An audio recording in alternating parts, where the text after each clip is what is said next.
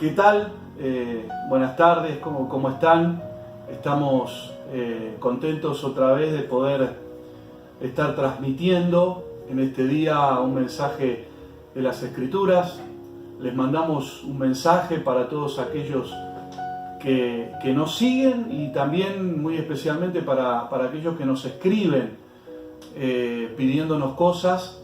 Creo que bueno, este mensaje es un poco una respuesta que tenemos a aquellos que nos han estado escribiendo, pidiéndonos determinadas cosas. Yo voy a hablar hoy un mensaje que tiene que ver más con una escuela de discipulado que quizás con una predicación. Hace muchos años nos hemos dado cuenta la necesidad que hay en la gente, en las congregaciones, de formar verdaderamente discípulos. Por un lado tenemos gente que solamente quiere congregar, que son congregantes, y por el otro lado tenemos gente que quiere más, que cuando se habla alguna cuestión profunda de lo que tiene que ver con la Biblia, por ejemplo, se habla de tener una vida discipular, la quiere, pero no hay gente que pueda discipular verdaderamente a la manera de los apóstoles, de los primeros apóstoles, los primeros discípulos, a la manera de Jesucristo. Entonces tenemos como una desaveniencia, una carencia. Particularmente a mí el ministerio discipular para mí es, digamos, el centro de una vida con propósito. Yo no creo que alguien pueda vivir una vida con propósito si vive lejos de la vida discipular. Yo he sido discípulo toda mi vida. He amado el discipulado, he aprendido en el discipulado. Creo que el discipulado para nosotros es una forma de vida que tenemos que practicarla para aquellos que hemos entendido y conocido a Dios. Así que yo hoy quiero hablar algo, un tema, un tópico que tiene que ver con una persona que quiere ser verdaderamente discipulada. Vamos en algún momento de los pasajes que tengo y del mensaje que tengo, vamos a ver lo que Pablo le escribe a Timoteo. Por eso dije, vamos también a hablar de discipulado. Claro, Pablo discipuló a Timoteo, Timoteo discípulo de Pablo, las cartas apostólicas de Pablo a Timoteo, que algunos lo toman como pastor. Yo creo que era algo más que pastor, porque Timoteo levantaba ancianos encomendado por el apóstol Pablo. Pero bueno, no vamos a hacer una discusión teológica de esta cuestión, pero estas cartas en donde Pablo le escribe a su discípulo y donde le enseña cómo debe conducirse un discípulo, tienen mucho contenido para vivir una vida discipular. Tengo que reconocer que es un mensaje que me ha costado mucho. Fueron 2 semanas enteras, aún estando de vacaciones, de escribir, de orar, de corregirme sobre lo que había escrito, de romper todo, volver a armar, porque más allá de que yo lo tengo en el corazón y en la mente, y que también recibí asistencia de otros libros escritos por hombres de Dios, me amparé en la revelación de otros hombres de Dios. Más allá de eso, tengo que reconocer que ha sido verdaderamente difícil, porque yo lo que quiero es presentar un mensaje espiritual, pero también un mensaje ordenado. Hay cartas que son espirituales, pero no son ordenadas. Por ejemplo, Pedro y Juan no tienen una temática a seguir. Se dice que no son cartas homiléticas. Si alguno está en un seminario, vas a ver que tanto Pedro y Juan no eran predicadores homiléticos. Nosotros tenemos a Esteban, que da un mensaje en Hechos, el mensaje donde él es apedreado, que es netamente homilético. Él cuenta una historia que va de menor a mayor, tiene una homilética judía, Esteban, una extraordinaria homilética, da un mensaje extraordinario. Entonces nosotros ahí podemos ver un lugar donde la Biblia se desarrolla con ciertas características homiléticas. Entonces, verdaderamente este mensaje está dedicado a aquellos que quieren profundizar un poquito más. Yo quiero advertirte que quizás en algún momento este mensaje confronte. Yo quiero hacerlo en amor. Solemos entender mal la gracia. Vamos a hablar en un momento, en el segundo punto, yo quiero hablar de un aspecto de la gracia. Entendemos muy mal la gracia, entendemos muy mal el Nuevo Testamento, entendemos muy mal el Antiguo Testamento. Solemos pensar que todo lo que tiene que ver con el Antiguo Testamento está desactualizado. Nada que ver. Todo el Nuevo Testamento se sustenta en el Antiguo Testamento. Es impresionante la cantidad de citas que hay en el Nuevo Testamento y el Antiguo Testamento. De hecho, el Nuevo Testamento es una reinterpretación del Antiguo Testamento. Nosotros vemos que los fariseos no habían entendido las profecías mesiánicas como las tenían que entender, y Pablo, Pedro, los apóstoles, en su contexto, más allá del ministerio que tenía cada uno, uno a los gentiles, otro a los judíos, ellos tienen que reinterpretar todo el antiguo pacto y decirle, muchachos, Jesús era el Mesías. No quiero extenderme mucho más en esta introducción, pero son cosas que yo quiero que las tengan en cuenta. Otra aclaración más que voy a hacer, en algún momento voy a leer. Es mucho el contenido, son muchas las cosas que escribí. No se las puedo, pues no me las acuerdo de memoria, no se las puedo expresar con la celeridad, con la autoridad y con el razonamiento que necesito expresarlas, acordándome la de memoria. Así que las voy a tener que leer en algún momento. Voy a tratar de que no se haga tedioso, que no se haga aburrida la lectura, pero creo yo que en algún momento voy a tener que leerla. Igual en la dinámica de la prédica o de la enseñanza, Dios me va a llevar para donde Él quiere. Bueno, yo voy a hablar la necesidad de que el obrero de Dios sea estable. Hay tratos que Dios tiene sobre nuestra vida para que nosotros alcancemos estabilidad y confiabilidad en nuestra vida.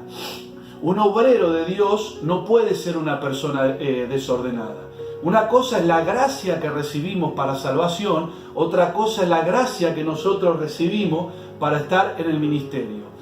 Pablo le dice a Timoteo, en la primera carta de Timoteo, en el capítulo 3, que él no podía poner a un neófito en el ministerio.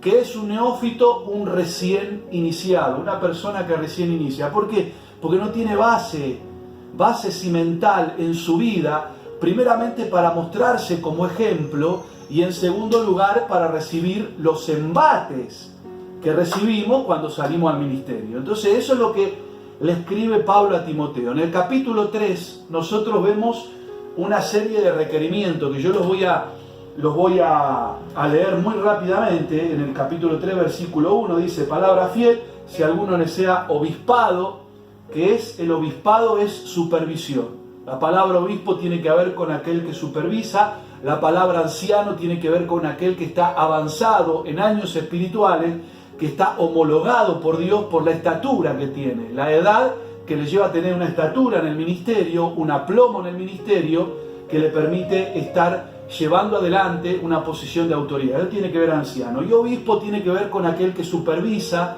la tarea de los hermanos. Entonces, cuando una persona está ejerciendo un lugar de autoridad, está en estas dos funciones, la de supervisor, obispado, y la de anciano, aquel que tiene mayor pericia y mayor edad espiritual y que puede llevar adelante una obra, una iglesia o determinada función dentro de la iglesia. Entonces, si alguno desea obispado, buena obra desea, pero es necesario que el obispo sea irreprensible, marido de una sola mujer, sobrio, prudente, decoroso, apto para enseñar, hospedador, no dado al vino, bueno, un montón de cosas. Nosotros podríamos hablar de cada cosa, podríamos hablar un montón. Por ejemplo, no avaro. Podríamos hacer un mensaje y una enseñanza que tendría 3 capítulos más o menos de lo que es una persona no avara. Así que una persona que es avara no debería estar en el ministerio, porque eso da mal testimonio. Aparte, las ovejas, los hermanos, los congregantes, los discípulos aprenden por reflejo. Yo puedo hablar muy lindo, pero si no tengo una vida que acompañe todo lo que hablo, todo lo que escribimos con la mano, lo terminamos borrando con el codo, dice el dicho. Entonces Entonces tenemos que tener nosotros cuidado en estas cosas. Así que quiera o no quiera, para aquel que quiere estar en el ministerio, hay ciertos requisitos. Ahora, aclaración. Dios va a trabajar en nuestra vida para que seamos aptos.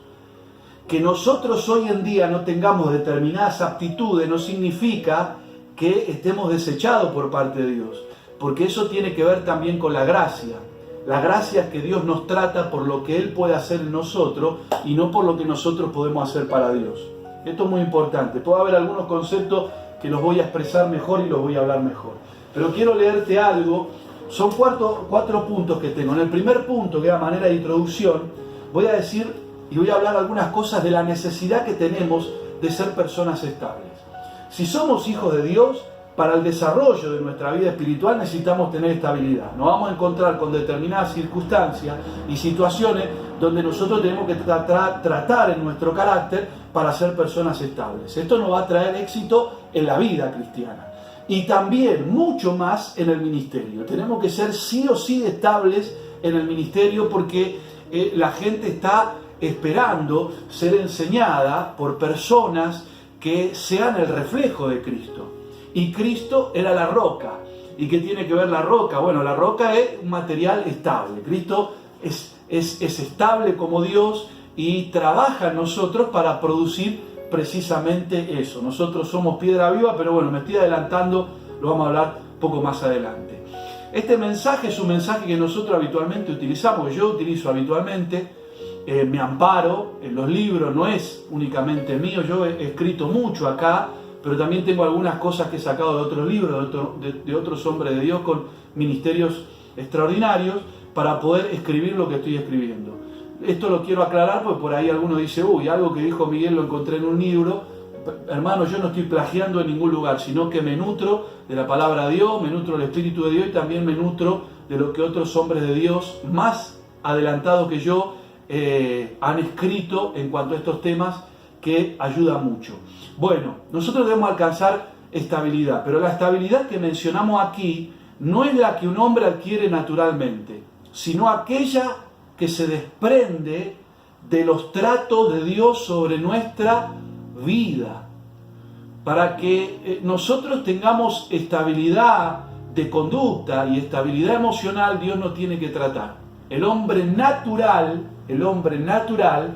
no tiene la cualidad que Dios necesita para poder ministrar o ejercer esta estabilidad en la iglesia.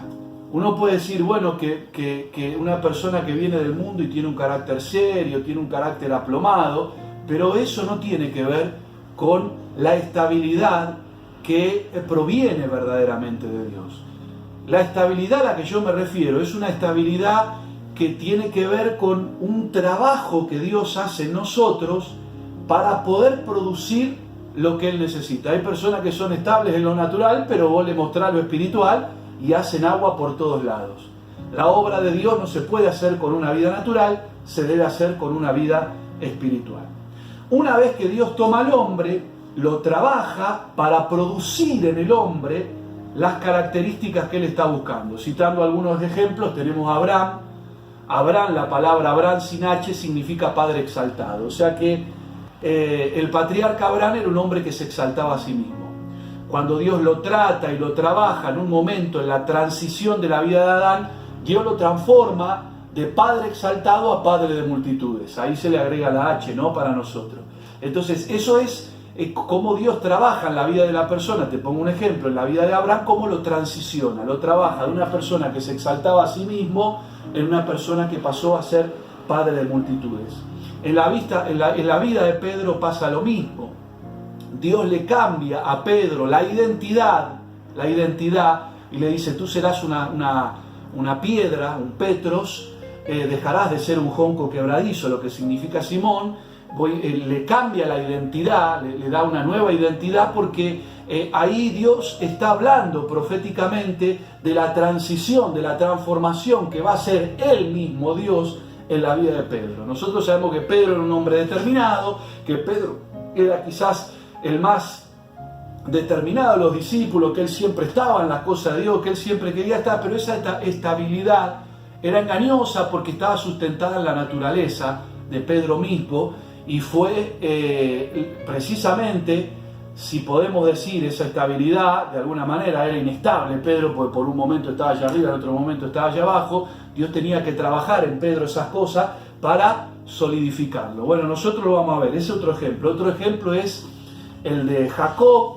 Jacob era un usurpador y Dios lo transicionó por la vida que puso en él, de un hombre, de un usurpador, lo transicionó a príncipe de Dios. Entonces, cuando nosotros hablamos de una vida discipular y cuando nosotros hablamos de que formamos a la gente para que la gente se apte al ministerio, lo que estamos diciendo es que estamos acompañando la obra del Espíritu Santo por medio de la palabra, por medio de la enseñanza, por medio de la impartición, para que la gente pueda entender que tiene necesidad de estas cosas y permita que Dios trabaje en ello. Esto es lo que yo te quiero, la introducción que estoy haciendo, que tiene que ver con la estabilidad, la necesidad de ser estables.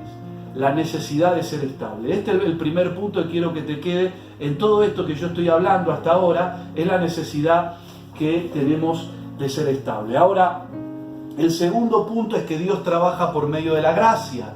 Esto es muy importante. ¿Por qué? Porque nosotros entendemos la gracia como el perdón y la remisión de nuestros pecados, y eso está bien, que Dios nos perdona nuestros pecados, que tenemos acceso al cielo, que ahora nos vamos al cielo, que tenemos vida eterna, está bárbaro. Pero la gracia, escuche, la palabra gracia significa influencia. Creo, si no me acuerdo mal, que en el griego hay 3 palabras que se utilizan para que nosotros la tenemos traducida como gracia, y la más fuerte de ella es influencia. Es la influencia de Dios en el corazón de los hombres. Y en el Antiguo Pacto creo que hay como 14 palabras, si no recuerdo mal, que se pueden traducir como gracia en diferentes contextos. Pero digamos que el significado en el Nuevo Testamento más fuerte es la influencia de Dios en el corazón de los hombres. Entonces, cuando nosotros hablamos de gracia, hablamos de algo que tiene sustancia. La gracia tiene sustancia, la gracia tiene esencia. Nosotros por medio de la gracia sentimos la presencia de Dios. Entonces, por medio de la gracia Dios nos influencia a nosotros, y vamos a hablar algunas cosas que tienen que ver con eso. Yo estoy yendo muy rápido porque tengo miedo que se me corte el video. En Primera de Corintios, en el capítulo 15, lo que vamos a hacer después, este mensaje yo lo voy a subir a YouTube, y bueno, usted lo va a poder tener para volver a escuchar alguna parte que se haya pasado, si es así que quiere. En Primera de Corintios, en el capítulo 15, en el versículo 10, dice el apóstol Pablo: por la gracia de Dios soy lo que soy. Por la gracia de Dios soy lo que soy. Acá Pablo está hablando de ser. Ahora, hay un aspecto de la gracia instantáneo, hay otro aspecto que tiene que ver con lo progresivo. Una persona no es de un día para el otro. Lo que está enseñándonos Pablo, que el trabajo de la gracia de Dios en su vida lo fue formando, y que él puede decir que gracias redundantemente, pero gracias a la gracia de Dios, él se transforma en la persona que es. Él se transforma en la persona que es. Esto lo hace Dios por medio de la gracia. Si no hubiera gracia en nuestra vida, Dios nos tendría que tratar como pecadores. Si Dios nos tendría que tratar como pecadores, Dios tendría que habernos desechado.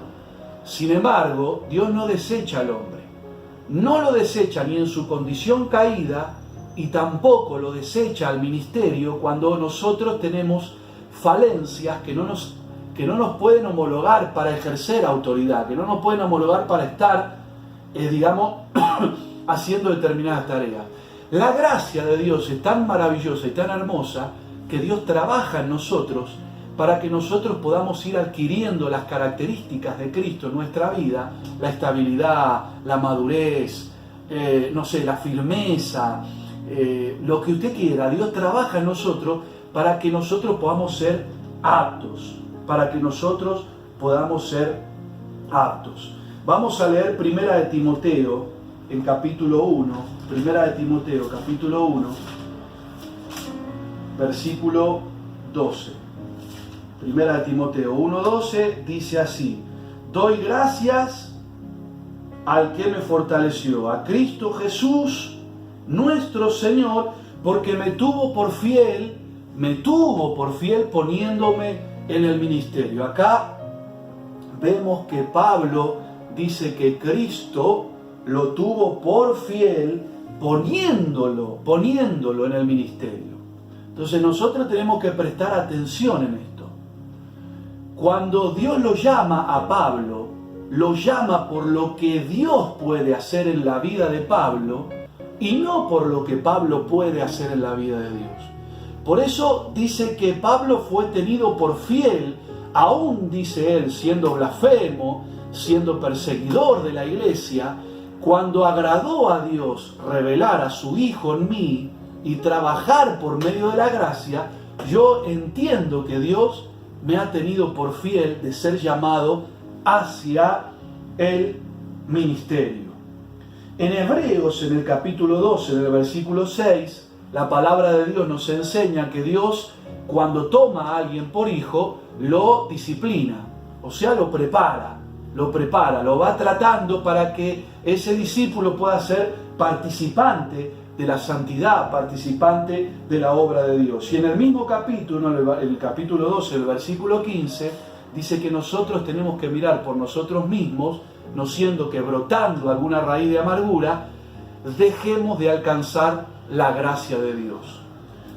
Muy sintéticamente, esto se refiere a que cuando empezamos a recibir los tratos de Dios en nuestra vida, lo que sucede es que mucha gente se aparta, le levanta la mano a Dios, se sale de la obra de Dios, dice: yo ya no quiero servir más. Por ejemplo, por ahí alguien tiene que disciplinarlo, por ahí alguien tiene que direccionarte. Vamos a usar la palabra direccionarte. Yo muchas veces en el ministerio fui direccionado, hermano.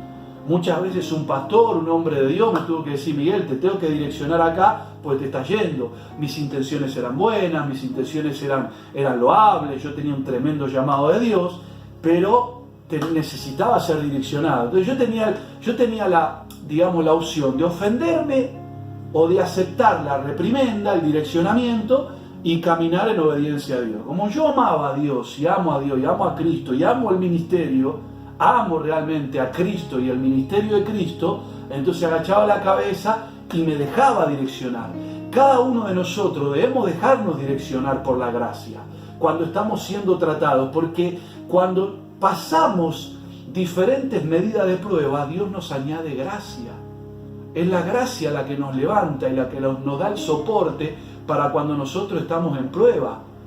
La gracia, que es la influencia sobrenatural de Dios, que nos permite a nosotros vencer las situaciones, vencer las pruebas, sobreponernos a los tratos, levantar el escudo de la fe, por ejemplo, para apagar los dardos de fuego del maligno. Más cuando estamos en el ministerio, más cuando estamos en la obra, más cuando queremos ser discípulos. Así que hay una necesidad en Dios de formar personas estables. Por medio de la gracia, Dios nos trata para que eso pueda ocurrir y nosotros necesitamos mantener una conducta en la gracia. Por eso le dice Pablo a Timoteo: esfuérzate en la gracia que es en Cristo Jesús. O sea, esfuérzate en el ministerio, Timoteo, pero esfuérzate en la gracia, sobre todas las cosas en la gracia. Él está hablando del ministerio, pero menciona la gracia. Entonces dice: esfuérzate en la gracia ministerial. Es como que le está diciendo: aprende, soporta, toma del poder de Dios para sobreponerte a la circunstancia. No aflojes, no te doblegues, mantente en la obra, mantente en el ministerio, mantente en el direccionamiento de Dios, mantente en el sentido de Dios, porque tengo un plan, porque tengo un propósito y hay cosas que tengo que hacer con vos. Así que todos necesitamos ser direccionados por Dios, todos necesitamos un ministerio en la iglesia que nos direccione, necesitamos un hermano al cual rendirle cuenta, porque el cuerpo de Cristo en cierto sentido nos amplía, nos levanta, nos envía, pero también nos restringe. Toda persona que quiere ser enviada por Dios por el cuerpo de Cristo, primero debe ser restringida por el cuerpo, debe ser acotada por el cuerpo, debe ser enseñada por el cuerpo. ¿Qué es ser acotado?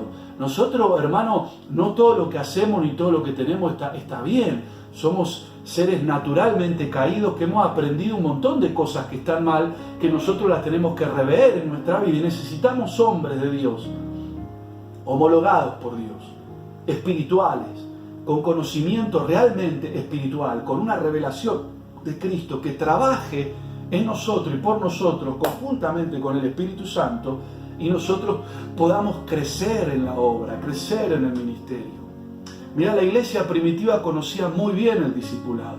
No hacía falta predicar del discipulado en la iglesia primitiva. En la iglesia que nosotros tenemos, en lo contemporáneo, necesitamos hablar del discipulado porque se ha perdido la vida discipular, se ha perdido la enseñanza discipular. Entonces mucha gente no puede alcanzar, no puede llegar al estándar establecido por Dios. Una cosa es hacer discípulos por método y otra cosa es hacer discípulos bajo la línea de la vida, bajo el principio de la vida, no el dogma discipular, porque después tenemos el otro problema, que cuando transformamos las cosas en dogma no funcionan. Una vez me encontré con un hombre de Dios que él me decía: a mí el discipulado no me funcionó, el discipulado el discipulado no puede no funcionar. El problema es que nosotros somos tan corruptos que aún algo que es santo, que es bueno, que es verdadero, lo terminamos aplicando como método. Entonces el método no funciona. Dios no es metodista, Dios no es del método. Nosotros creemos, Dios nunca hizo un milagro igual. O sea, siempre nosotros tenemos que rendirle cuenta a Dios, tenemos que ir a la fuente. Dios un día te puede decir, anda por acá, otro día te manda por otro lugar. No es que Dios es cambiante, sino que Dios tiene dinámica. Entonces cuando nosotros hablamos de la dinámica del discipulado, tenemos que entender que no podemos aplicar como método, lo tenemos que aplicar como vida. Y para eso colaboran mucho los grupos caseros. Los grupos que se hacen en las casas son muy buenos para que las personas que se están iniciando empiecen a aprender ciertos rasgos, más que nada de la conversión, porque una persona no se convierte de un día al otro. La conversión es un proceso, en muchos es un proceso de muchos años. Entonces uno necesita predicar, repredicar, volver a enseñar y otra vez lo mismo y de nuevo y palabra y enseñar y paciencia y Espíritu Santo y fuego y palabra, hasta que la persona dé a luz a Cristo. Por eso dice Pablo, le está hablando a los creyentes, sufro dolores de parto hasta que Cristo sea formado en vosotros. Entonces, ¿está Cristo en nosotros? Sí, claro que está Cristo en nosotros. Pero lo que nosotros tenemos en el Espíritu se tiene que formar en nuestra persona. Lo que está en nuestro espíritu tiene que ir a nuestra alma. Lo que está en nuestro espíritu tiene que ir a nuestro yo. Pero no quiero profundizar mucho en esto, podemos ir de tema. Entonces, el segundo punto, la necesidad que tenemos de una operación de la gracia de Dios hacia la formación de carácter y vida. Y vuelvo a repetir, en un aspecto de la gracia nos toma como la persona que somos y nos transforma en la persona que Dios quiere que seamos. Y muchas veces por medio de los tratos, muchas veces por medio de la disciplina, pero cuando nos encontremos en prueba, Dios nos va a añadir gracia, nos va a añadir la influencia que nos va a permitir levantarnos. Ahora, estamos hablando de la estabilidad y estamos hablando del carácter del obrero de Dios. ¿Cuál es el carácter que tiene que tener un obrero de Dios? ¿Cuál es el carácter? Algunos dicen el carácter de Cristo. Eso está muy bien, pero yo quiero ir hacia otro concepto. El carácter del obrero de Dios, hablando de la estabilidad y para aquellos que tienen que adquirir estabilidad, debe ser el carácter de la iglesia instituida por Dios. Los hombres de Dios que están al frente de las congregaciones, que están al frente de la iglesia, forman el carácter de las personas. Por eso el carácter del obrero cristiano, el carácter del obrero de Dios, debe tener el principio de la iglesia. Debe ser el carácter de la iglesia, debe tener la naturaleza de la iglesia. Por eso cuando Dios nos trata y nos trabaja, nos está añadiendo a nosotros las características que quiere que tenga el pueblo. Le está añadiendo al maestro o al discípulo las características que tiene que tener el discípulo. ¿Me está entendiendo cómo funciona esto? Por eso muchas veces se habla de los padres. Los padres tienen la capacidad de formar a los hijos, pero los hijos adquieren el carácter de los padres. Si mi carácter no es el carácter de Cristo o no es el carácter de la iglesia, entonces lo que formo es a otro Miguel Asade. Y eso no soluciona el problema de Dios. Lo que soluciona el problema de Dios es que el Cristo que está en mí se levante y forme al discípulo el carácter de Cristo. La medida es Cristo. Cuando Pablo habla de que él imita a Cristo, no está diciendo que nosotros lo imitemos a él. Está hablando del principio, de que así como nosotros imitamos a Cristo, de que como él imita a Cristo, nosotros también tenemos que imitar a Cristo. ¿Y por qué digo esto? Muchas veces ha dicho, no, que la gente dice, no me imites a mí, imítalo a Cristo. Sí, está bien, pero yo lo que quiero mostrarte con un ejemplo. Si uno va a cortar una barra de acero, por ejemplo, de acero aletado, vos decís, quiero cortar 1 metro de esta barra, entonces ponés la cinta métrica y cortás. Si vos agarrás esa barra y trasladás la medida de esa barra a la barra grande para cortar otro metro más, vas a arrastrar el error. Porque cuando nosotros cortamos tenemos error. ¿Se entiende lo que estoy hablando? Entonces, cada vez que uno tiene que cortar una barra de acero, tiene que medir como si fuera la primera vez. Entonces, lo que hacemos es no arrastrar el error de la primera barra. Lo mismo pasa en lo espiritual. Es cierto que Pablo nos está mostrando muchas veces cómo vivía Cristo. Pero tenemos que entender que no era todo Cristo. Entonces nosotros podemos mirar a los hombres de Dios para parecernos cada día más a Cristo, pero también tenemos que imitar el principio del metro patrón. Y el metro patrón es Cristo. El metro patrón no es ningún hombre. Dios nos va a formar, nos va a dar la imagen de Dios, la gente va a poder ver a Cristo, pero vamos a seguir teniendo falencia, vamos a tener errores en nuestra medición de nuestra vida espiritual. Así que es necesario que nosotros imitemos el principio del apóstol Pablo, que él imitaba a Cristo.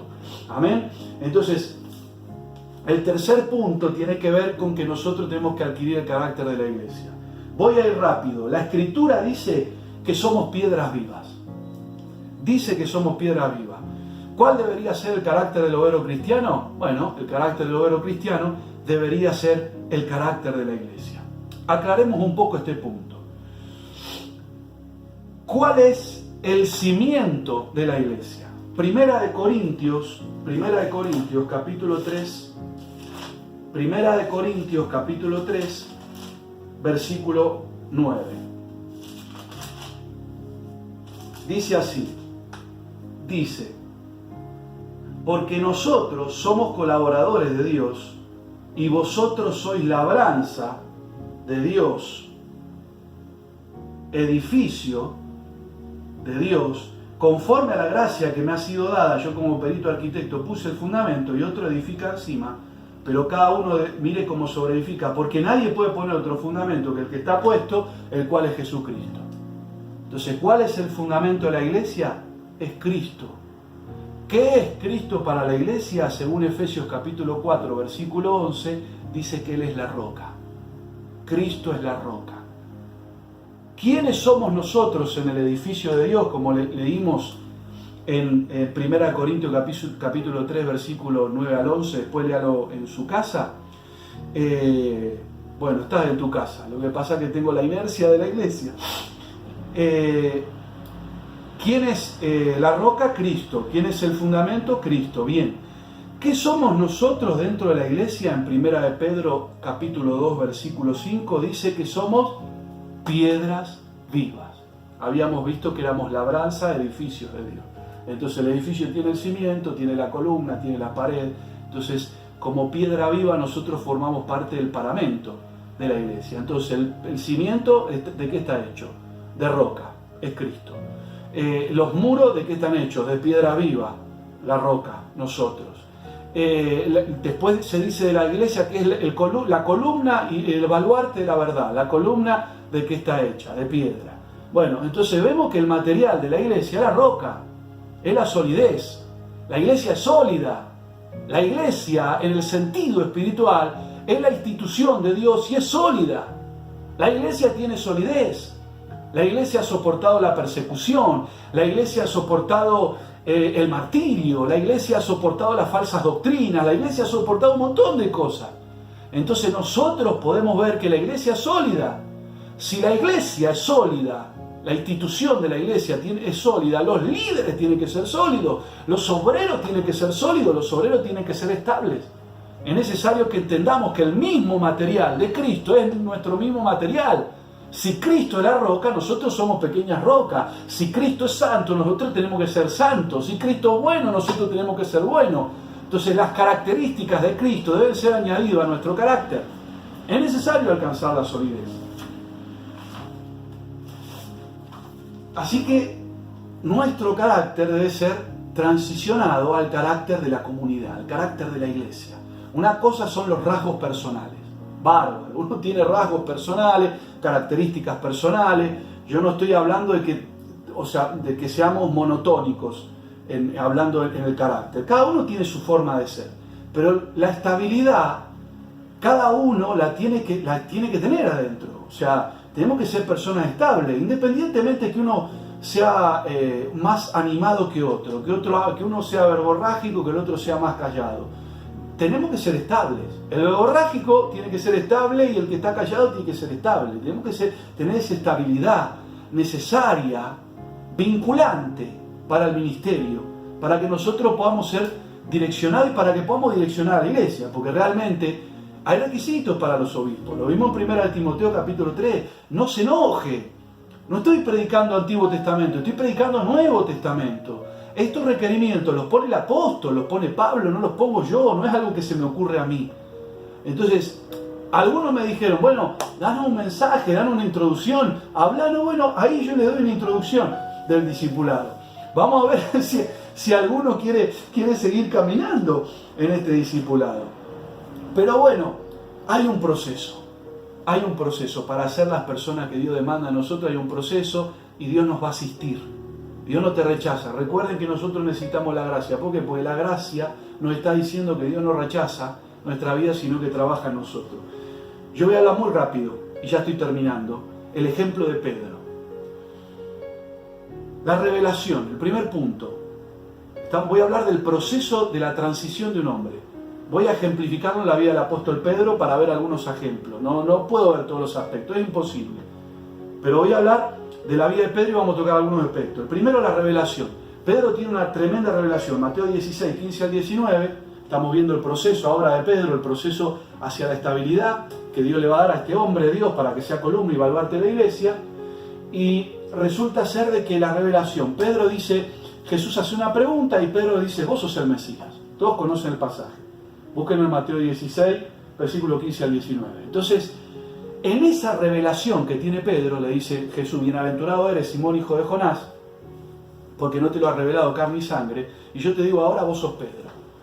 ¿Qué está pasando ahí? A causa de la revelación que tiene Pedro, y de que Pedro se para en lo que dice Dios, entonces Dios le habla ahora de su carácter espiritual.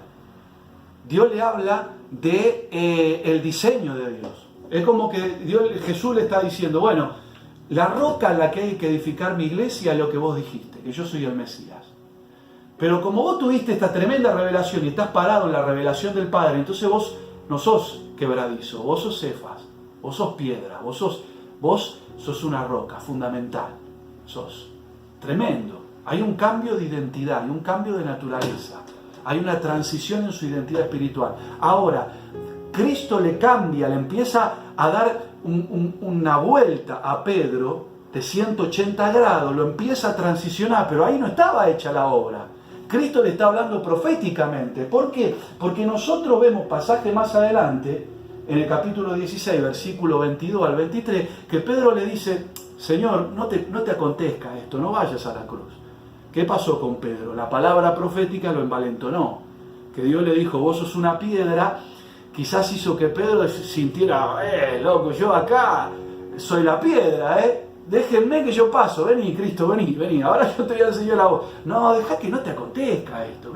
Estaba envalentonado. ¿Se acuerdan cuando leímos en 1 Timoteo, no pongas un neófito en el ministerio, no pongas un iniciado? Acá Pedro era un iniciado, era un discípulo, estaba aprendiendo un montón de cosas. Y le pasa lo que habla 1 Timoteo, se enorgullece, por ser neófito, por no entender el ministerio, y acontece que es reprendido por el Señor y le dice: Dios, poné la mira en las cosas de Dios y no lo de los hombres, porque estás pensando como piensa el diablo. Entonces, ahí pasa que verdaderamente Pedro empieza a entender que realmente hay algo que no está bien en él. Después vemos en Mateo 26, 31 y 35 que él cree que puede ser mejor que los demás. Entonces ahí el Señor le dice: me vas a negar 3 veces. Pedro dice: yo no te negaré. Yo la roca, yo el que vos estableciste, yo el que tuve la revelación de que vos eras el Mesías, jamás te revelaré. Aunque uno se escandalice, yo no me voy a escandalizar. Tenemos la tendencia como seres humanos de pensar que somos mejores que los demás y cometemos un error fatal. Porque la misma naturaleza de mi hermano es la misma naturaleza mía. El asunto es que a veces hay gente que está más adelantada. Entonces debemos tener cuidado con esto, con el orgullo ministerial. Pedro se envalentonó: ellos te van a dejar, pero yo no. Y el Señor le dijo: vos sos un inestable. Vos sos un inestable, Pedro, y vos me vas a negar 3 veces. Vos te haces el cocorito ahora, pero hay inestabilidad en tu vida, porque ahora te paraste en tu yo. Estás parado en tu yo y no estás parado en mí. Yo soy la roca fundacional. Es como que Cristo le está diciendo: yo soy la roca fundacional. Cuando te parás en vos, me vas a fallar. Y verdaderamente Pedro le falló. Y lo negó. Lo negó. Y usted puede ver en el último capítulo de Juan, y ya estoy terminando, cómo Dios lo restaura a Pedro. Empieza a ver la restauración de Pedro. Un Pedro completamente quebrantado. Un Pedro que realmente él se arroja a nadar, porque era tanta la culpa que tenía, tanto dolor tenía Pedro, que él quería una oportunidad más para pedirle perdón a Cristo, quería una oportunidad más para estar ahí con Él, para decirle: tenías razón, Señor, yo era un inestable, yo no era la persona que pensé que era, te necesito que trabajes en mi vida, necesito que trabajes en mí. Pero a través de la historia de Pedro nosotros podemos ver, estimados, que Dios es tan bueno, que no desecha nuestra vida. Él conoce nuestras falencias. Si te vas a parar en tu yo personal, le vas a fallar a Dios. Tenés que entender que te fue dada una naturaleza divina y tenés que vivir por esa naturaleza divina. El discipulado está para que aprendas los principios espirituales. El discipulado está para que alguien te enseñe. El discipulado está para tratar con tu orgullo, para tratar con todos los lugares oscuros de tu personalidad, para que Dios pueda formar su persona en tu vida y para que adquiera las características necesarias. Si vamos a ser personas que tenemos anhelos ministeriales, debemos ser estables. Siendo inestable no podemos ocupar parte del ministerio, porque un día vamos a estar allá en el cielo y otro día vamos a estar en los infiernos. Un día vamos a estar en los aires con Cristo, otro día vamos a ser recontraterrenales. Entonces es necesario tener, aún para soportar las pruebas y las situaciones, estabilidad emocional. Pero quiero dejarte esto: Dios nos transiciona, Dios trabaja en nuestra vida, Dios quiere trabajar en vos, Dios quiere hacer algo maravilloso en tu vida. Metete en el proceso. A veces no es lindo el proceso, pero metete en el proceso, porque Dios tiene un plan y un propósito con tu vida. Voy a dejar una oración en este día. Cerrá tus ojos, vamos a orar. Padre, te damos gracias en este día y en esta hora. Queremos pedirte en este momento, Señor, que trabajes en nuestra vida, que nos des de tu gracia, que nos extiendas tu misericordia, que la influencia de la gracia tuya esté en nuestra vida, que, como decía el apóstol Pablo, Señor, yo me baste en tu gracia. Que cuando vea que no alcanzo y que no llego, yo me pueda bastar en tu gracia y pueda buscar en tu gracia las cosas que yo necesito para la obra, para mi vida cristiana, para el ministerio. Padre, yo sé que soy un cristiano en proceso, yo sé que soy un cristiano en proyecto, yo sé que soy un discípulo en proyecto, yo sé que soy un discípulo en proceso, pero acá estoy, Padre, acá estoy para que me transicione, para que cambies mi ADN, para que cambies mi identidad, para que me lleves al propósito. En el nombre de Jesús. Amén y amén. Dios te bendiga. Nos vemos la próxima. Te mando un abrazo grande y muchas bendiciones desde acá, desde Cielos Abiertos. Bendiciones. Abrazos.